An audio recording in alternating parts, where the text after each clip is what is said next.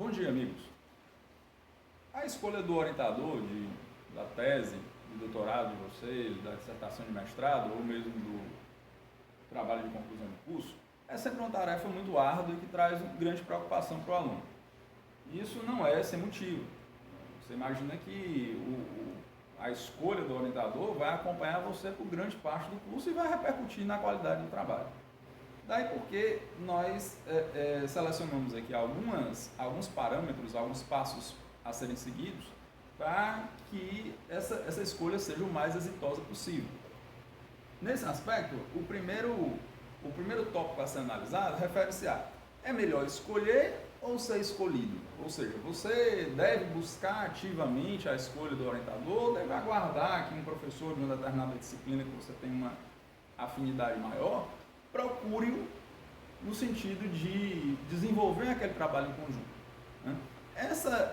Esse primeiro problema nem sempre é de fácil solução e muitas vezes não vai estar a cargo do aluno pensar isso de uma forma racional. Ou seja, muitas vezes a escolha vai se dar sobre um aspecto de uma determinada oportunidade, de um trabalho específico que o aluno desenvolve com o professor, e isso aí termina naturalmente evoluindo para a orientação do trabalho de conclusão do curso.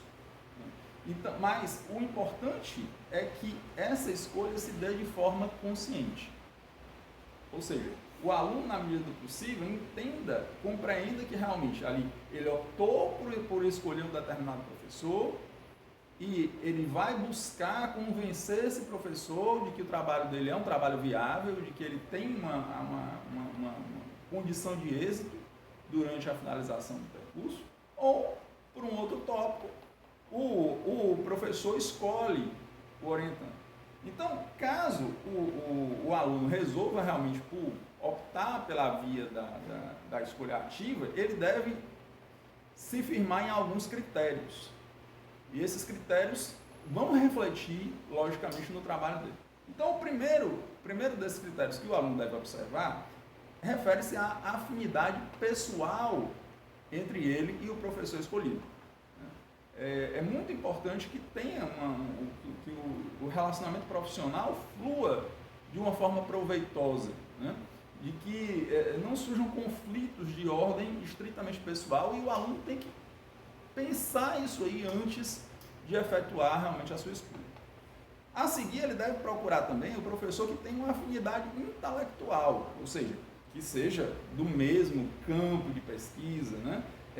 Da mesma área que o aluno pretende pesquisar.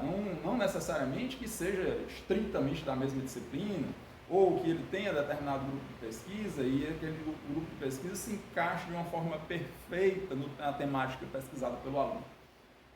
Mas que haja pelo menos um consenso no sentido de que o trabalho vai se desenvolver em uma determinada área e essa área é de domínio do professor orientador. O aluno também deve buscar o conhecimento acerca do método utilizado pelo professor, o método de orientação, ou seja, como é que ele desenvolve, se ele realmente faz reuniões com os orientandos, se ele faz a indicação de bibliografia inicial, e tudo isso aí tem que ser analisado antes da escolha, né? E logicamente o aluno pode e deve, nesse aspecto, conversar com outros, com colegas, né, que já foram orientados pelo professor, né, ao qual ele pretende que recaia a escolha.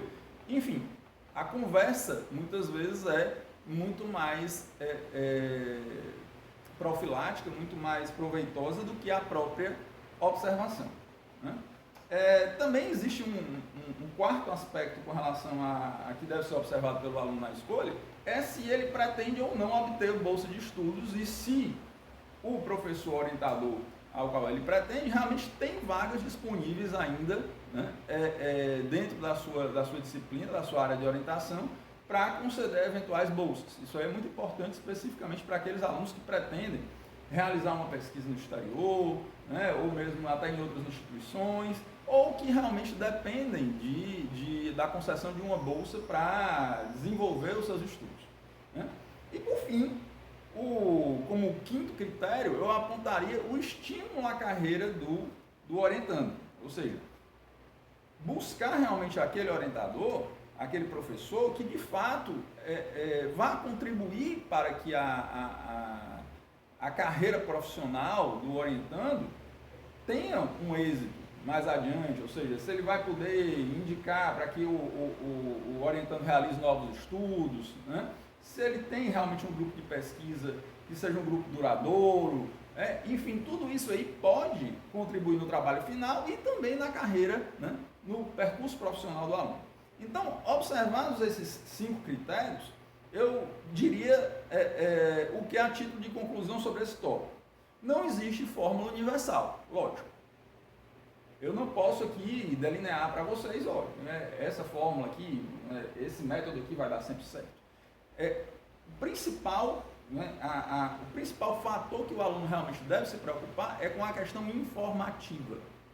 Ele tem que realizar a escolha de forma consciente e tem que eleger os critérios que ele reputa principais, que ele reputa essenciais e realizar a escolha parametrizada nesses critérios.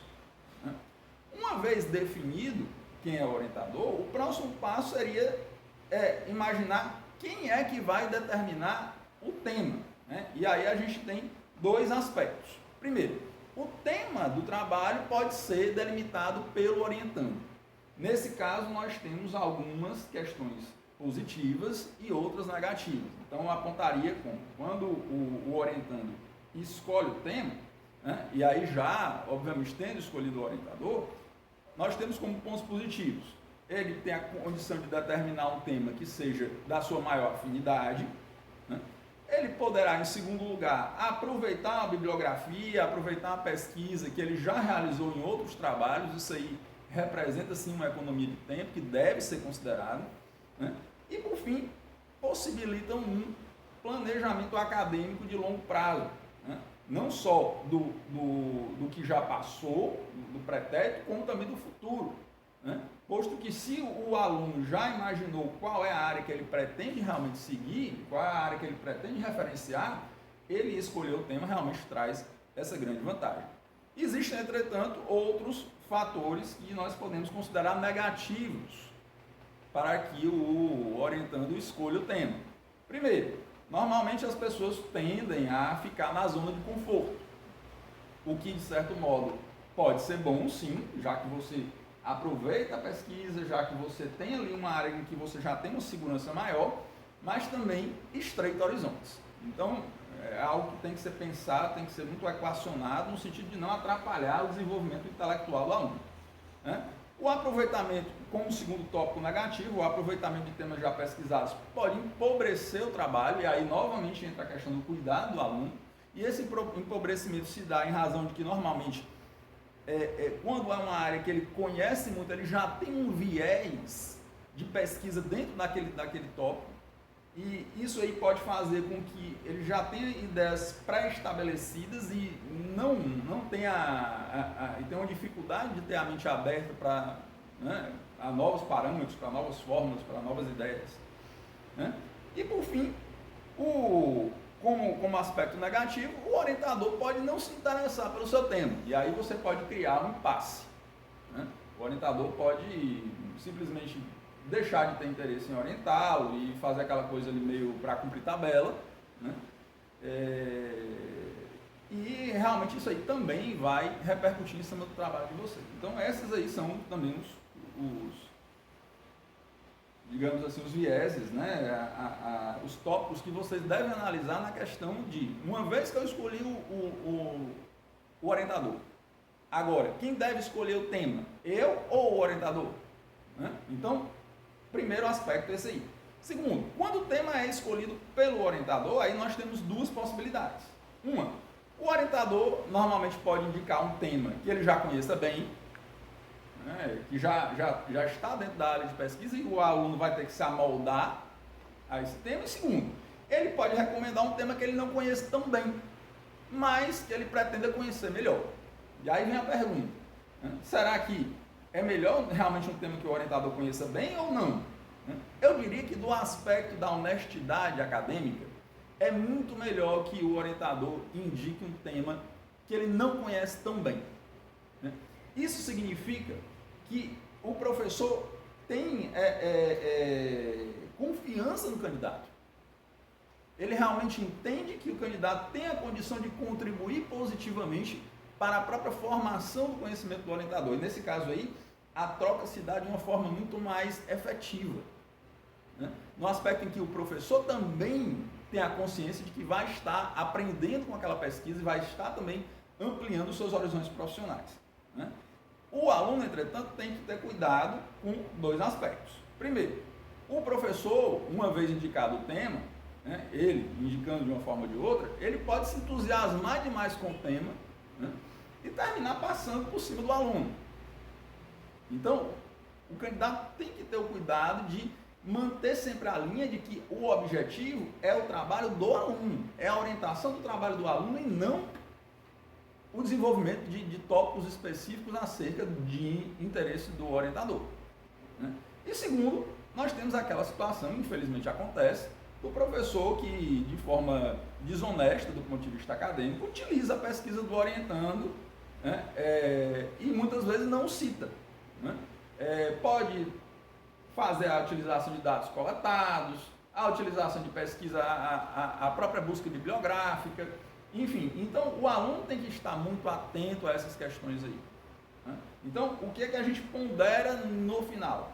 Escolher o orientador é uma tarefa difícil e que vai repercutir em toda a vida profissional do aluno. Essa escolha tem que ser feita de forma consciente, seja o aluno buscando ativamente o orientador, seja o aluno deixando que o orientador venha ao seu encontro. Uma vez definido quem é o orientador, também a escolha do tema, seja pelo orientando, seja pelo orientador, né, ou seja até mesmo em conjunto, deve observar sim alguns parâmetros para que a reflexão, para que o trabalho final realmente venha com aquela qualidade esperada, né, e venha realmente a contribuir para a formação do conhecimento. Então essas são as minhas ponderações, espero ter ajudado vocês e boa sorte na pesquisa, boa sorte na escolha do orientador e vamos a seguir com a finalização aqui do nosso trabalho e agradecendo a todos vocês. Até mais!